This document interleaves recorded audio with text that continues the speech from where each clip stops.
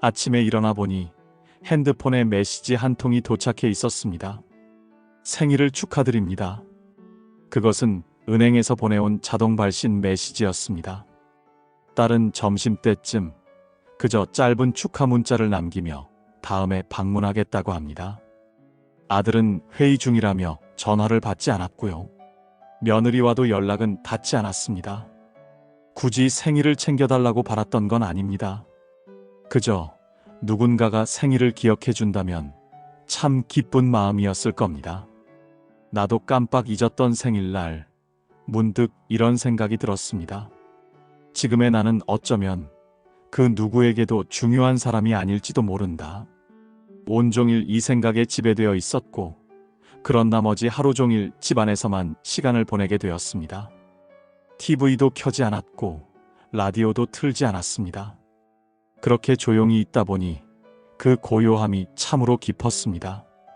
그 고요한 고립의 시간은 참 많은 생각을 하게 하더군요. 나이가 들수록 나를 진짜로 지켜주는 건 가족도 친구도 더군다나 배우자도 아니라는 생각이 밀려왔습니다. 오히려 기대하면 할수록 오늘처럼 서운함과 허탈함이 찾아온다는 것을 깨달은 것입니다. 지금의 내 삶을 온전히 지탱해주는 것은 그 누구도 아닌 나 자신이고 내가 내 삶을 어떻게 돌보느냐에 달려있는 것입니다. 오늘 이 영상에서는 제가 그날 고요한 고립 속에서 깨닫게 된 분명한 메시지, 바로 나이 들어 진짜 내 삶을 지켜주는 중요한 3가지에 대해 이야기해 보려 합니다. 그리고 그 3가지가 어떻게 제 삶을 바꾸었는지, 그리고 지금 이 영상을 보고 있는 여러분의 삶에도 어떤 의미가 될 수 있을지 조심스럽게 나누어 보려 합니다. 최근 들어 관계라는 것이 점점 어렵게 느껴졌습니다. 예전처럼 자주 연락하던 사람들과도 멀어진 듯하고 함께 있어도 예전처럼 편하게 대화가 이어지지 않았습니다. 관계를 정리하고 싶은 건 아니었지만 어느 순간부터 내가 그 안에서 조금씩 밀려나고 있다는 생각이 들었습니다. 그러던 어느 날 동네 복지센터 앞을 지나며 작은 안내문이 눈에 들어왔습니다. 혼자서도 잘 사는 법, 인생 후반의 자기 돌봄. 마치 제 이야기를 듣고 써둔 문장 같았습니다. 망설이던 끝에 수업에 등록했고 그렇게 낯선 사람들과의 만남이 시작되었습니다. 그곳은 조금 달랐습니다. 자랑도 비교도 위화감도 없었습니다. 대신 요즘은 나를 먼저 챙기려 해요. 라는 말이 오갔고 조용한 공감이 흘렀습니다. 수업을 마치고 돌아오는 길, 문득 제 안에 멈춰있던 무언가가 움직이는 듯 했습니다. 그날 밤 오래도록 닫아두었던 서랍을 열었습니다. 먼지가 쌓인 스케치북을 꺼내고 색연필을 손에 쥐었습니다. 삐뚤한 선, 어색한 색칠이 이어졌지만 마음은 설렘이 있었습니다. 오랜만에 마주한 나 자신이 그 안에 있다는 것을 느꼈던 겁니다. 그 순간 깨달았습니다. 나는 지금껏 나를 돌본 적이 없었다는 것을 말입니다. 가족을 위해 살아왔고 사회의 역할 속에 스스로를 밀어넣었지만 정작 나 자신에게는 무관심했다는 사실을 말입니다. 그리고 그날 저는 조용히 결심했습니다. 남은 인생만큼은 누군가의 누군가가 아닌 나로 살아가야겠다고 말입니다. 그 결심 이후 저의 삶에는 작은 리듬이 생기고 있었습니다.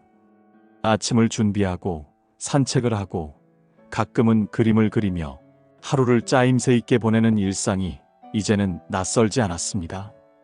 그 무렵 오랜 친구와 연락이 닿았습니다. 오랜만의 만남이었습니다. 한때는 일주일에 한 번은 꼭 얼굴을 보던 사이였고 인생의 희로애락을 함께 나눴던 사이였습니다. 하지만 오랜 시간 동안 떨어져 있었기에 그만큼 반가웠지만 아쉽게도 그 마음은 얼마 가지 못했습니다. 그 만남은 그만 제 마음을 산산이 무너뜨리고 말았습니다. 오랜만에 만나서 나눈 대화는 과거의 정겨움을 나누는 시간이 아닌 그 친구의 자신의 삶에 대한 우월감으로 채워졌습니다. 자식의 성공, 손주의 성장, 선물 받은 물건들, 새로 장만한 집 이야기들.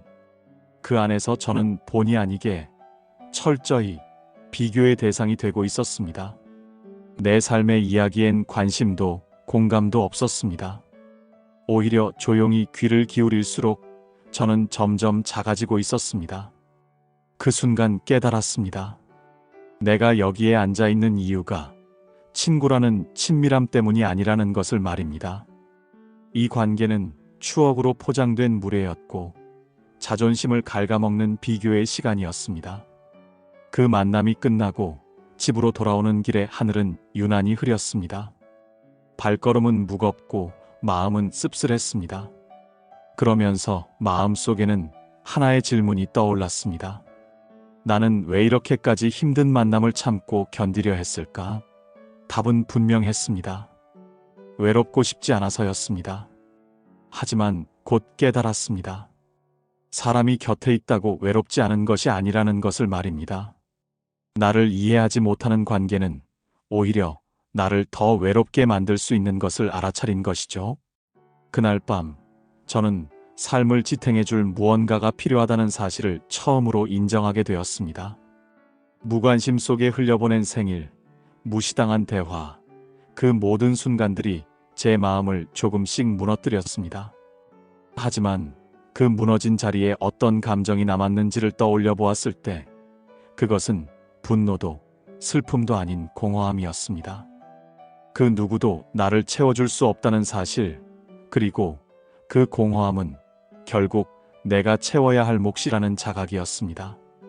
관계는 줄어들고 일상은 고요해졌지만 그 속에서 저는 점점 스스로에게 집중할 수 있는 시간이 생겼습니다. 그 시간 속에서 저는 제 인생을 되짚어 보았습니다. 무엇이 나를 무너뜨렸고 무엇이 나를 다시 세울 수 있는지를 묻고 또 물었습니다. 그리고 긴 사유 끝에 나이 들수록 필요한 세 가지가 마음속에 명확하게 정리되었습니다. 그 첫 번째는 경제적인 독립입니다. 돈에 많고 적음을 넘어서서 경제적인 독립은 내 삶을 스스로 잘 챙기며 살아갈 수 있는가와 긴밀하게 연결됩니다. 특히 누군가에게 의지하지 않아도 되는 삶을 살고 싶은 게 저에게는 가장 중요했습니다. 매달 들어오는 돈이 크진 않아도 내가 벌었을 수 있는 환경이 중요한 것이죠. 그래서 저는 실험 삼아서 중고 거래를 해보기로 했습니다. 집안 물건도 정리할 겸해서 집안에 쌓아두고 쓰지 않는 물건들을 정리하기 시작했습니다. 그중 쓸만한 것을 정리해서 몇 개를 중고 사이트에 올려봤습니다. 누가 이런 걸 사나 싶었는데 의외로 금세 연락이 왔습니다. 약속한 장소에서 물건을 건네주고 돌아오면서 저는 괜히 기분이 좋아져 혼자 떡볶이를 사 먹었습니다. 그날따라 그 떡볶이가 그렇게 맛있을 수가 없었습니다.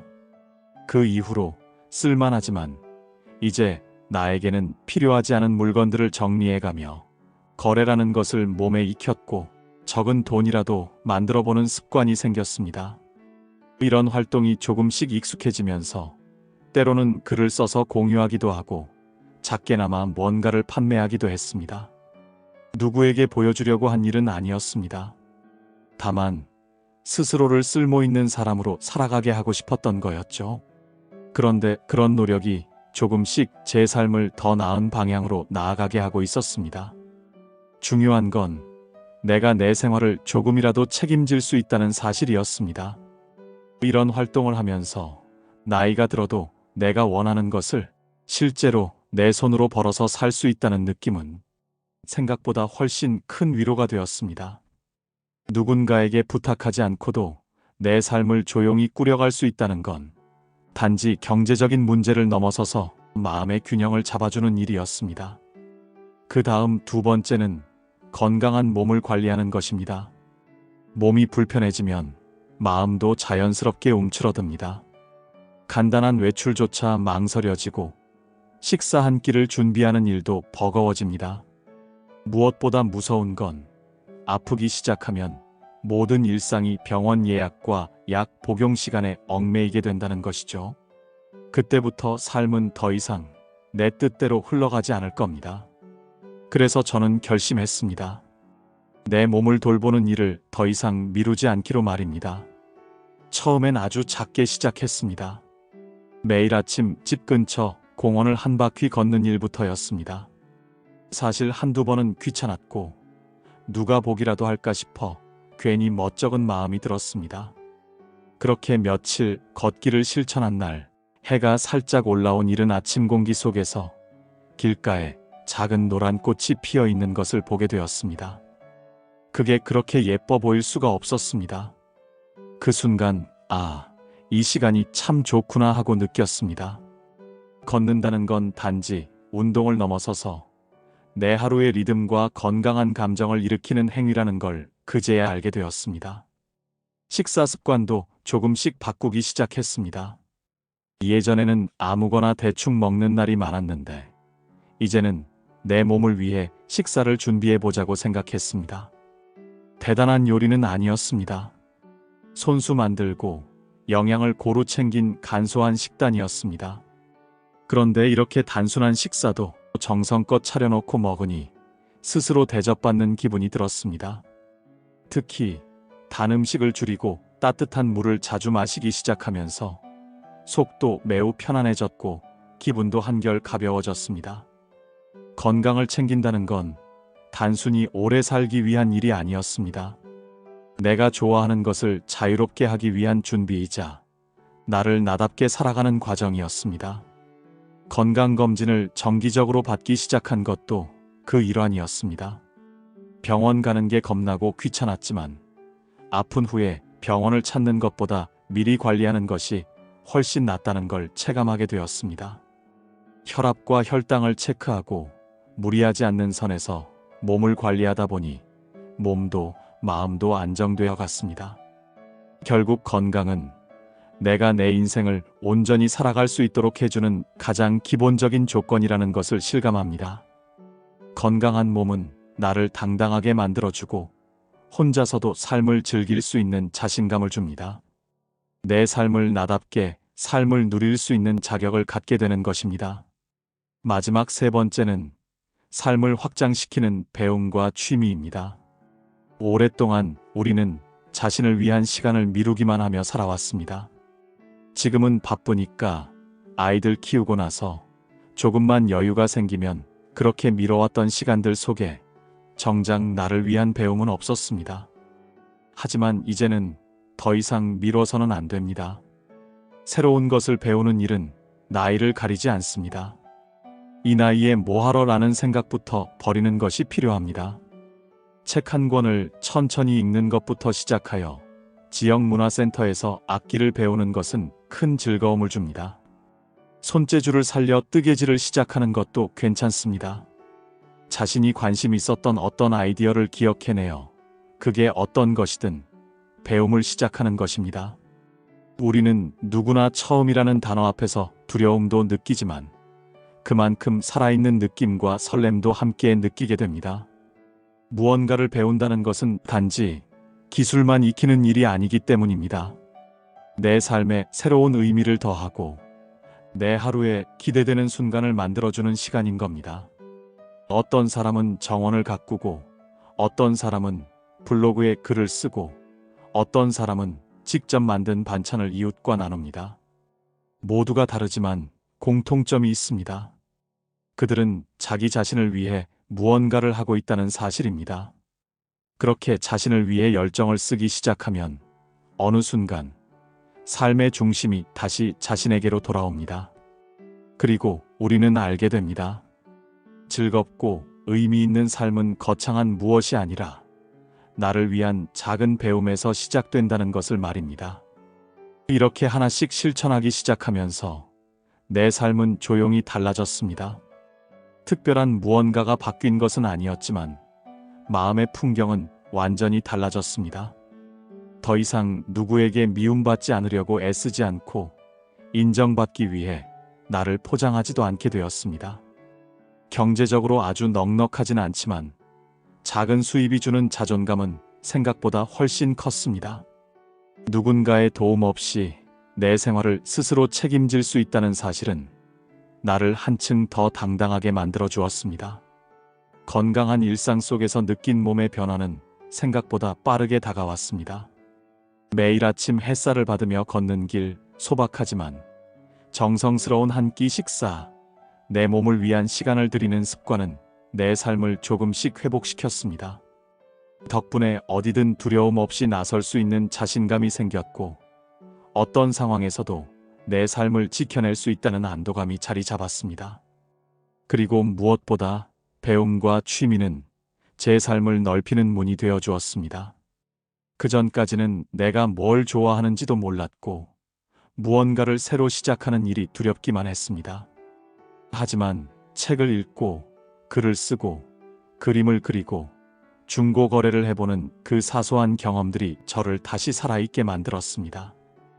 혼자였지만 외롭지 않았고, 조용하지만 풍요로운 감정들이 하루하루를 채웠습니다. 지금 저는 예전보다 사람을 덜 만나지만 마음은 오히려 더 풍성해졌습니다. 관계에 휘둘리지 않게 되었고, 불필요한 감정 소비를 하지 않게 되면서 삶은 더 단단해졌습니다. 사람은 많지 않아도 좋습니다. 내 삶을 이해해주고 내가 나로서 존재할 수 있도록 해주는 단 몇 명의 사람과, 무엇보다 나 자신과 잘 지내는 것이 훨씬 더 중요하다는 걸 알게 되었습니다. 그래서 이제는 분명히 말할 수 있습니다. 나이 들어 진짜 필요한 건 30년 지기 친구도, 자녀도, 배우자도 아니었습니다. 물론 그들은 매우 소중합니다. 하지만 그 누구도 내 삶을 대신 살아줄 수는 없습니다. 때때로 관계에 지나친 기대가 오해와 서운함을 남기기만 할 뿐입니다. 결국 내가 끝까지 함께 해야 할 사람은 바로 나 자신인 겁니다. 그리고 나를 지켜주는 건 이 세 가지였습니다.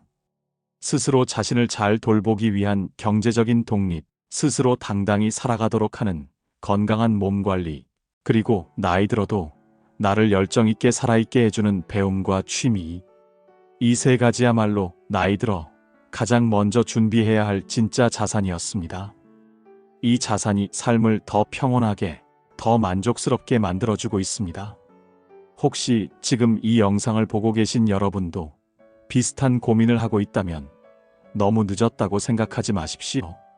지금부터 아주 작게 여러분 자신만의 삶을 좀 더 단단히 만들어갈 수 있습니다.